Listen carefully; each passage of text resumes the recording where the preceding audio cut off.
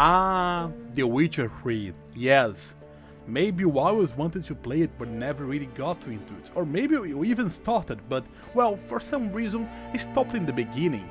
Or maybe you watched The Witcher Season 2 on Netflix and you loved it. You might be eager for more Geralt. Who isn't, right? So the question still stands. Should you play Witcher 3 in 2022? I would say that probably yes, but let's go into details so you can find out for sure if that game is really for you. Let's do it!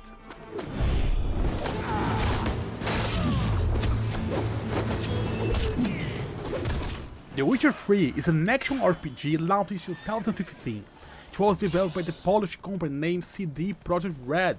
I like the company, I know Cyberpunk, another game by this company, had its issues, but I really like CD Projekt Red. The main game is huge, and to add to it, we have 2 expansions that together can add over 100 hours of gameplay. That's great for me. I mean, if you like The Witcher 3, you're going to love the expansions.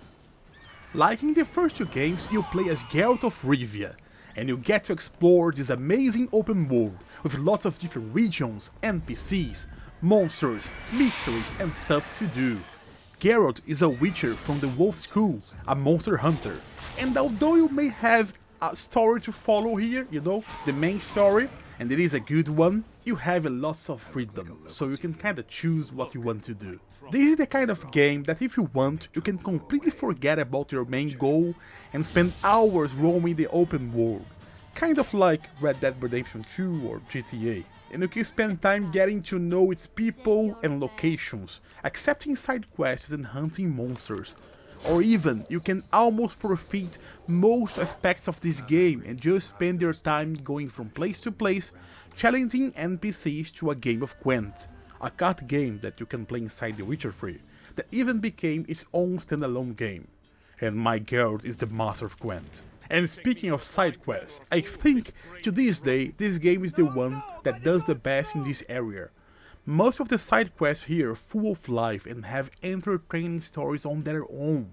When I played the first time, that really got me by surprise. I didn't expect as much depth. It was like each side story could be a main story in another game. It's pretty amazing.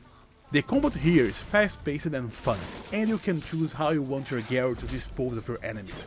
Maybe you're feeling frisky and you want some sword to play focused on fast attacks, or you decide to play more brutish with heavy attacks, or maybe you want to use a lot of the Witcher's magic, the signs, and burn your enemies to crisps, trap them, and change their minds, force push them.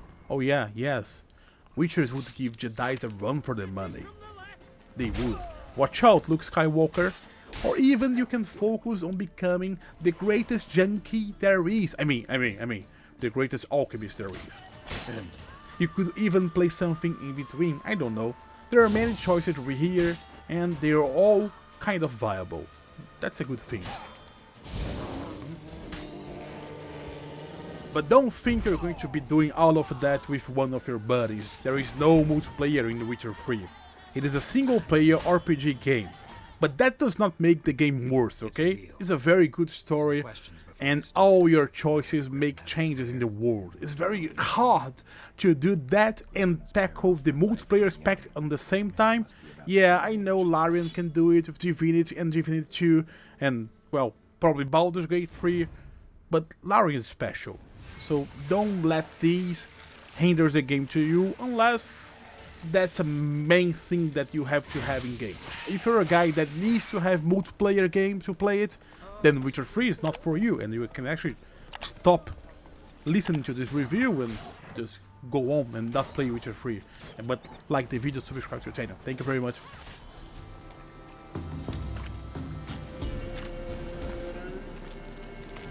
Even after 6 years, almost 7, The Witcher 3 is still one of the most gorgeous games I have ever played.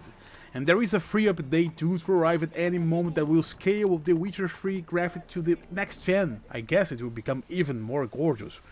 If that wasn't clear already, the main story is very compelling. It is a very good story. The NPCs here, they have life. The cities, they feel like they are real, they feel alive. The side missions are so good, and Geralt is a lot of fun to pilot around the world. I will never forget some moments I had in this game. For example, like getting to know the Bloody Baron in his story, or taking down the first Griffon and any other that came after that. My first meeting with a Lasher, which by now is actually famous, right? Since it was featured twice on Netflix. One in the Vasamir animation, and the other now in Witcher Season 2. Yeah. Oh yeah, getting a boat and sailing around Skelling. When I started this game, I would never imagine the game would let me get a boat. It was mind-blowing. And there are much more than this, there are much more moments in this game that make it great. If I were to list it, this video would take too long and you wouldn't be here watching it. And last but not least, this game was the first game that I have known to feature a real-time beard system. Yes, that's very important. Geralt's beard will actually grow while you play. Yeah, but don't worry, you have the option to go to a barber and choose your beard style and choose your different hairstyles, so yeah, beard system. Go for it. Save your generosity for those whose homes your armies have razed. I'll do it for Ciri, not for your gold. Now, there are some things that really bother me in this game. The first one is that I find combat too easy, and even though there is a lot of customization in how you can approach combat, I find that any is enough to be easily overpowered in this game, even in Death Mark, the hardest difficult. The other is also combat related. The combat is fun, don't get me wrong. It is nice to be spinning around as Geralt. The music that starts playing when the combat starts is memorable. But I find that the combat per se lacks depth. You don't have to have a plan to come out like ahead. You don't need clever tactics. And the enemies, they can kinda be repetitive.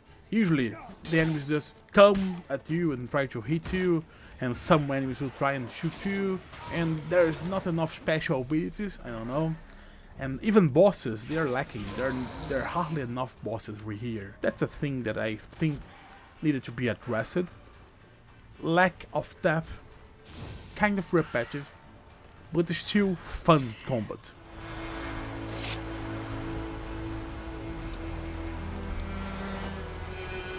The Witcher 3 is a great game, and I think anyone who likes a very good story and complex characters, anyone who likes to see their choices mattering, who likes to see their choices reflecting on the end game, reflecting the world, should tackle this game.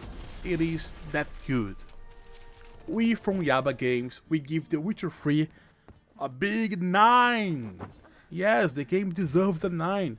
It is so good, it is that good, but we know that not everyone will enjoy it, because there are tons of different games, tons of different styles out there, and that's why we do reviews, right? So we can see which game is the right for you. If you like the video, please like the video on YouTube, and subscribe to the channel for more reviews. See ya!